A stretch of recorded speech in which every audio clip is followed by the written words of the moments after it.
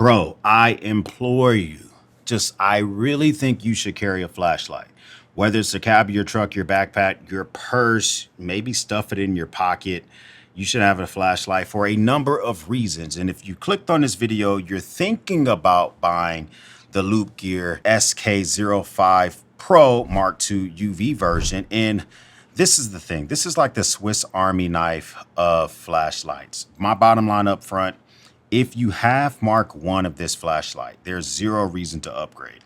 Although I like the features in this next version, get yourself a very clean UV light that you can buy third party. You can buy on Amazon, where it gives you a good UV light with no purple cast, and you'll be fine. Although this has more output at 5,000 lumen, I think that it has better upgrades in every way.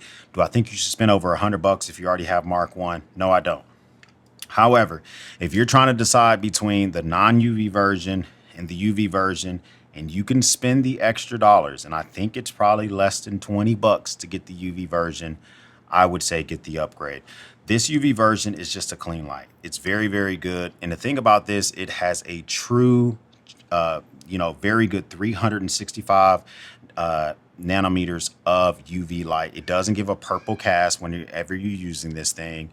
It's very easy to see, easy to use, and that's one thing I like about it. In low mode, it's going to be really good for illuminating something right in front of you. So let's imagine you got something that needs to be charged. Normally it's charged with the sun, and it gives you the UV functionality, beads, maybe some type of piece of kit that you can find in the grass or something like that, maybe the lume on your watch.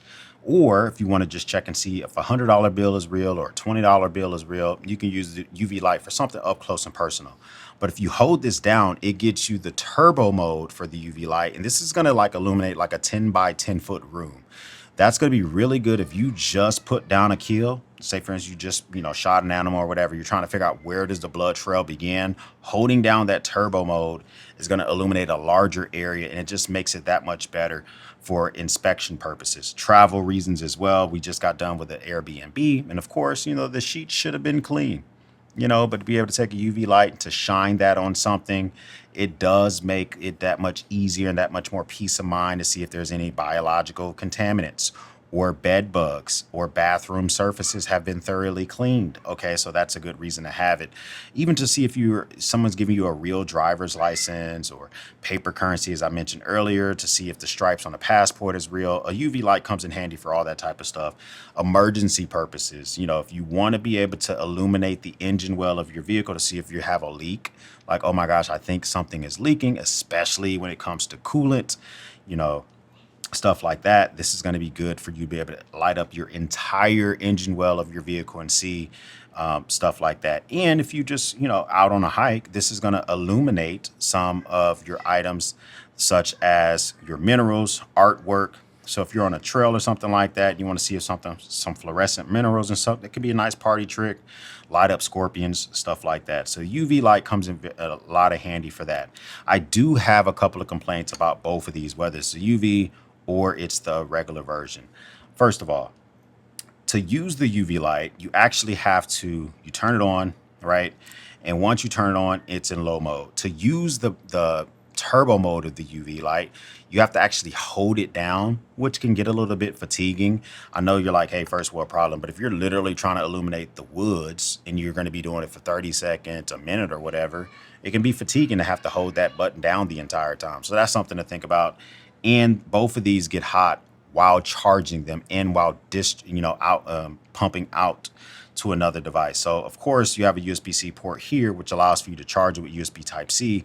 You also can output 22 watts of power from this 4,000 milliamp hour of combined battery cells to a cell phone or a tablet, but it gets hot when you're doing that. So that's just something to think about. I think that you should get the 6,500 Kelvin version. I like max output. I like that version.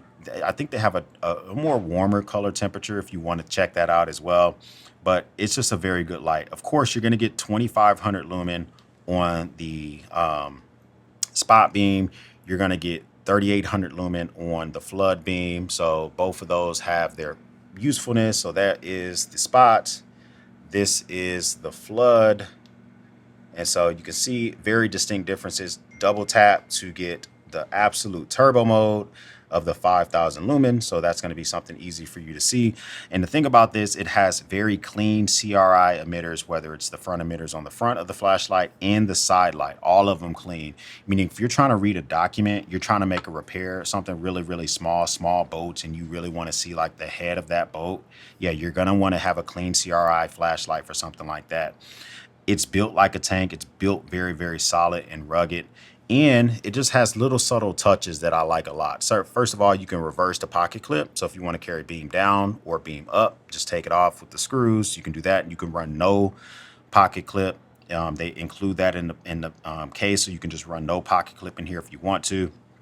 And on top of that, if you don't like the fact that it does get a little bit warm while charging, you can always just take the batteries out and charge them in an external battery charger if you have something like that. And these batteries are not proprietary, meaning that if you have other 18650 batteries, you can throw them in here. Just make sure you have some good, like, you don't want like knockoffs or something that's going to be very bad for your flashlight. But 8,000 milliamp hours of each battery cell, so each is 8,000 milliamp hours of power that you can pump out to a cell phone or to a tablet. It's really, really good.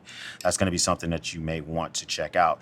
Every time you change modes on this or you put the batteries in, it tells you how much battery life is left just by illuminating the front. So if I change this around, it tells you, hey, you're about at a full battery. So that's really good if you want to be able to know that on the fly. So if you're trying to figure out, and it also has a very, very strong magnet. So if you're a technician or something like that, HVAC or an electrician or whatever, and you're going to want to use it as a companion. So if you want to be able to stick this while you're looking at the, inside underneath the sink or something like that, and there's a magnetic surface, you can use it for something like that.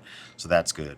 I like it, really like it for those emergency use cases, being able to illuminate the engine well of a vehicle. It just has all those little features on it. I recently took this on a family vacation to Cleveland, and we were in an Airbnbs, right? They're supposed to be nice and clean.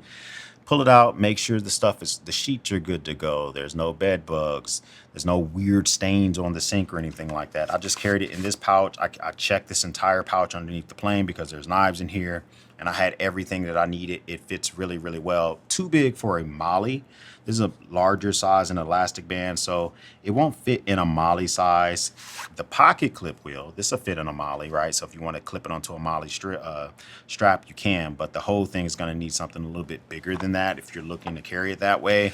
Now, I think that one of its biggest competitors is going to be something that's similarly sized when it comes to the shape. There are a lot of flashlights, whether they're from Nikkor or Phoenix or Streamlight or Surefire or whatever, they're all barrel style, so you got your barrel style flashlights that can do 5,000 output or whatever.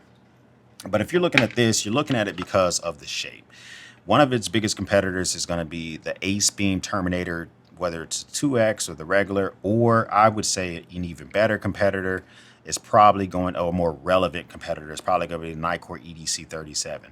Both of them some output juggernauts. This one is outputting at 8,000 lumen. This one's outputting at 5,000.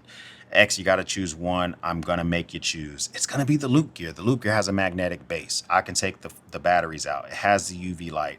It has a better cover on the charging port. It feels more stable. And at the end of the day, it doesn't get as hot, especially even if you're using it in turbo mode. For this, turbo mode is the higher lumen output, whether it's the flood or the spot. And if you go all the way up to the 5,000, or the high mode rather, you don't have to worry about it getting as hot as the Nikkor does. Great flashlights. I think the price point on the loop gear is actually cheaper, but I will say my warranty experience with Nikkor has been really good. I've never had to warranty a loop gear flashlight. I don't know how that process is going to be. So that's something that you may want to think about. Nikkor keeps a lot of its stock here in the United States. Both of these are made in China, but a lot of Nikkor flashlights, they keep warehouse stock in the States, Austin, Texas, and Florida, et cetera, et cetera. So if you have an issue, they usually just send you another one. Loop gear, I have no clue what happens if you have an issue with your flashlight. So that is going to be, your mileage may vary on that. That's kind of it, man. I think that if you're looking for just a super rugged flashlight, you're like, X, okay, I think I'm ready to carry a flashlight, maybe keep it in the cab of my truck, maybe keep it in my bag or backpack or purse or whatever. The Loop SK05 Pro Mark II UV version is just going to be your best bet if you're trying to decide between the two, and you can pump out the few extra dollars for this. Go for the UV version. You're gonna find useful use cases out of this in the future that you couldn't even think of before. Everything that I just mentioned are always easy to use, but that's my take. What do you think? First time stopping by, hit the subscribe button. I would love to have you part of the Battalion. If this is not your first time stopping by, well, thank you once again for watching me run my grape. For everyone else, we'll speak soon.